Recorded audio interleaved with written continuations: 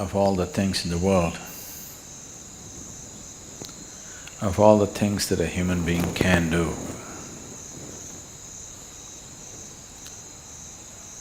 why yoga?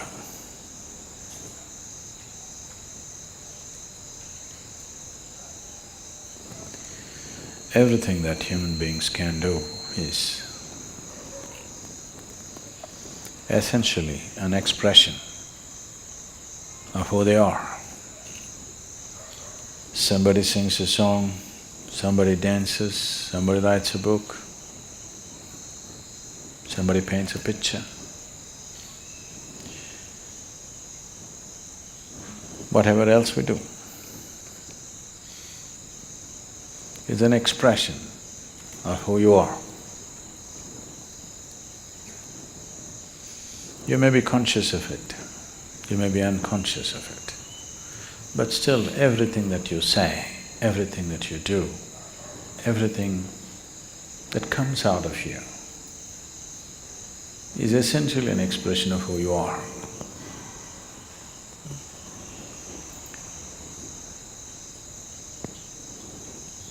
So yoga, in that way, is diametrically opposite to this, because it's not an expression of who you are.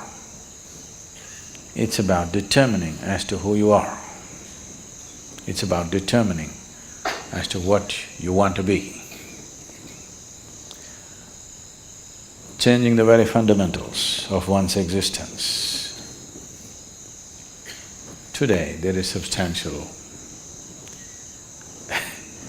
medical and scientific evidence to show that the very fundamentals of the activity of your brain, your chemistry, even your genetic content can be changed by practicing different systems of yoga.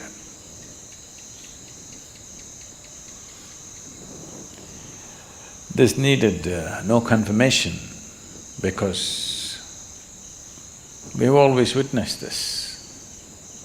But today there is scientific data to prove this.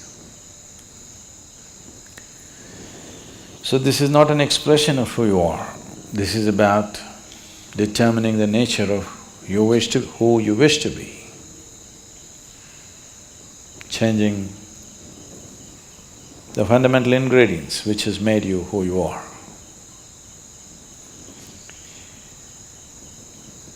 So yoga as a system needs much more involvement than any other things that any other forms of things that we do, which are merely an expression of who we are. If you find full expression through any particular activity, it may also leave you somewhat transformed. If you cook with all your heart, some transformation may happen. Yes, taking care of a cow can change your life, you know. If you sing with all your heart, some transformation may happen. If you dance with all your heart, some transformation may happen.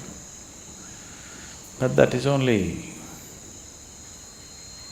a certain impact that is happening because of absolute involvement in a particular activity. But essentially that activity by nature is an expression of who you are. It is not determining the nature of who you are. So when we transform our activity, not as an expression of who we are, because who wants to find expression like this in the morning? Definitely not, isn't it?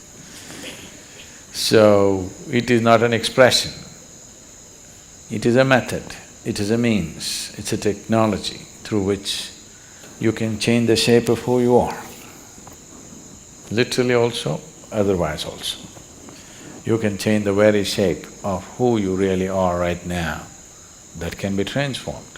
Because who you are right now as a person is a combination of things. genetic material, before that, the karmic substance that you carry. Because of that, you chose a certain womb, so the genetic material. And since the moment you were born, whatever kind of impressions that have gone into you in the form of variety of experiences, situations, thoughts, emotions, relationships, associations, whatever else you have imbibed, all these things make you a certain kind of person. When you say, I am a certain kind of person, what you're saying is, I have this kind of compulsions. When you say, I am this kind of person, what you're saying is, this is the kind of compulsions that I identify myself with, so I am this kind of a person. People, it's a very Western thing, but it's very much there in India today, because a lot of Indians are far more Western than West. If you go all the way west, you come back to India. So they are much more Western than Westerners are today. So people say, I'm a morning person, I'm an evening person. So what they mean is, morning, I cannot wake up in the morning. That means I'm an evening person. I can't stay awake in the evening, so I'm a morning person. Not only that, people… it's going far, some are BlackBerry people, some are Apple people. It's all getting… world is getting divided in so many ways. They're not just instruments that you use and keep it down, it's… you get identified with it. So there are chapati people, there are rice people, there are dosa people, there are idli people, all kinds. So, what kind you are is essentially a certain type of compulsions. So you set yourself into the process of yoga because you don't want to be this kind or that kind. That you will be the kind that you're required to be in a particular moment. If it's morning, you're a morning person. If it's evening, you're a evening person. If you're not required to be a person, you're not a person. That is, you become flexible. This flexibility, we start working with your body to start with. Afterwards, it should come to every aspect of your life. Your physical structure, your psychological structure, your emotional structure, your karmic structure, everything should become flexible, that it can be whatever it is required to be. It is not stuck being this way or that way.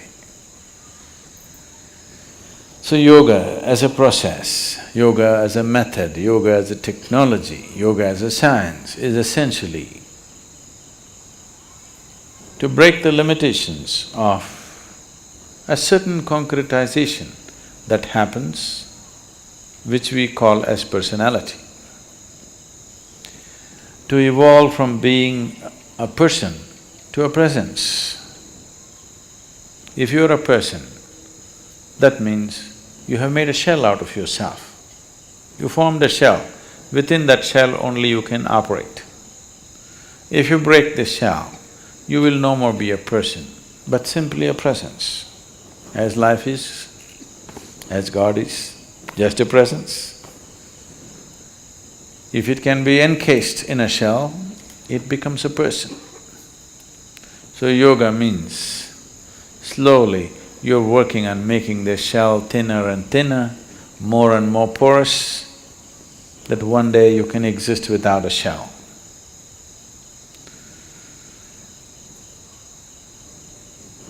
So essentially, in your experience, yoga means morning.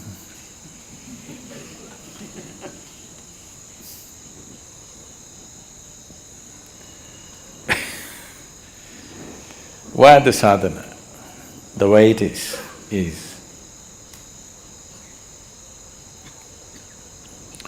all aspects of physicality are cyclical in the universe. Planets are going around the sun, the solar system are moving, everything in the galaxy, in the cosmos is cyclical. The more and more you're identified with your physical system, the more and more cyclical you are also. Your experiences are cyclical, the process of life is cyclical. If you watch carefully enough, even the situations that you face in your life come in cycles. So yoga means, on one level, to break the cycle of life. What is a circle right now? We want to open it up and make it a straight line. Because if you're going in circles, if I say you're going in circles, what does it mean to you? You're not going anywhere. It just gives you an impression that you're going somewhere, but you're not really going anywhere, you're going through the same thing again and again. So yoga means to open up the circle and stretch it out like a straight line, that if you follow the line, you go somewhere, you're not going round and round. Nature is not going to release you so simply. You have to work at it and work at it and work at it. Otherwise, you must be happy doing the circle. A circle also can be described as a circus. If you become conscious, the whole thing looks like a circus. If you are not conscious, you can only see 3 feet in front of you, then it's all real. If you can see the whole circle of your life, suddenly it becomes like a circus. Once you realize it's a circus, you don't want to go through the circus again and again. Only if your vision is too limited, you can see only 3 feet in front of you, everything is real for you. If you open up and see the whole circle the way you're going, it looks like a circus and definitely you don't want it to continue forever, you want to do something about it. So these cycles, these repetitive cycles of compulsiveness is coming because there are various types of memories in the system. Memories, karmic memories, information essentially means memory, isn't it? It is the foundations of information that we carry which has constructed this body the way it is. To live in it and not to be off it will not come easy. I'm not saying it's difficult, but it needs to be worked at.